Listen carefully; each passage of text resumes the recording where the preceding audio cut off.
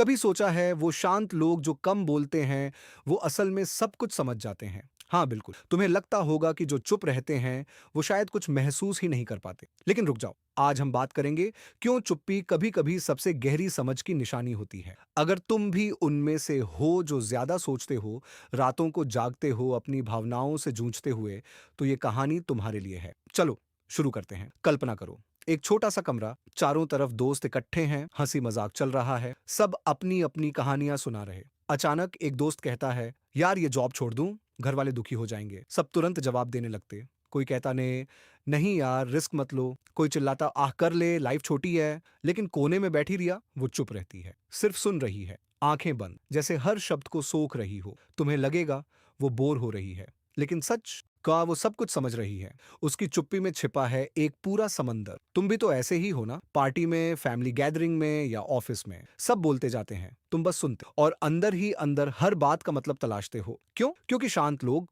वो सुनते हैं, सच में सुनते हैं। बाकी लोग बोलने की जल्दी में खो जाते हैं, लेकिन तुम्हारी आंखें, तुम्हारा दिल, वो सब कुछ कैच कर लेते हैं। वो छोटी सी सिसकी जो किसी की हंसी के पीछे छिपी हो, वो झूठा मुस्कान जो किसी के दर्द को ढक रहा हो, तुम्हें पता चल जाता है बिना एक शब्द कहे। ये कोई जादू नहीं है, ये तुम्हारी ताकत है। सोचो, जब तुम चुप रहते हो तो तुम्हारा दिमाग फ्री होता है। बाहर की दुनिया की बजाय अंदर की हर बात को जोड़ते हो एक दूसरे से, जैसे पजल के टुकड़े। तुम देखते हो लोग क्या कह रहे हैं, लेकिन और भी गहराई से वो क्या महसूस कर रहे हैं, उनका डर, उनकी खुशी, उनका छिपा हुआ गुस्सा। और यही वजह है न तुम सब समझ जाते हो, बिना जज किए, बिना जल्दबाजी में सलाह दिए। तुम बस समझते हो। अब रुको, क्या तुम्हें कभी लगा ये चुप्पी तुम्हारी कमजोरी है? कि लोग सोचते हैं तुम्हें कुछ पसंद ही नहीं आया, या शायद तुम अकेलेपन में डूबे हो? हाँ, वो दर्द जानता हूं मैं। रात को लेटे हुए सोचते हो, काश मैं भी बोल पाता, काश लोग समझ पाते कि मेरी चुप्पी में कितना कुछ है। लेकिन सुनो, ये दर्द ही तुम्हारी सबसे बड़ी ताकत बन जाता है, क्योंकि जब तुम चुप रहते हो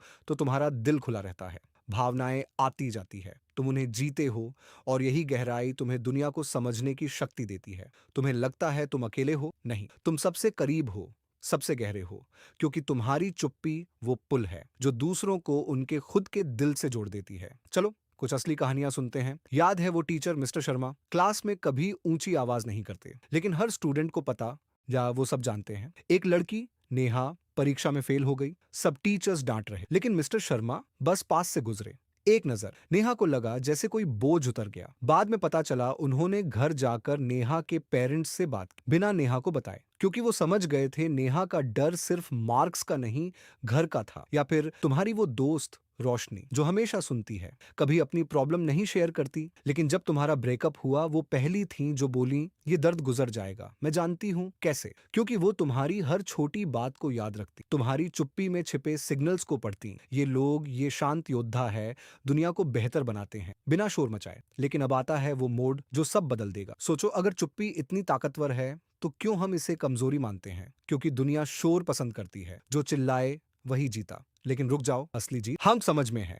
और ये मोड़ ये है कि तुम्हारी चुप्पी वो हथियार है जो कभी हार नहीं मानती। कभी सोचा है महात्मा गांधी क्यों इतने प्रभावशाली थे? वो कम बोलते थे, लेकिन हर शब्द, हर साइलेंस में लाखों की आवाज थी। या फिर तुम्हारी माँ, जो बिना बोले तुम्हें सब समझा देती, एक नजर से। ये ट्विस्ट है, चुप्पी कभी खालीपन नहीं, वो भरा हुआ है अनकहे शब्दों से, गहरी समझ से।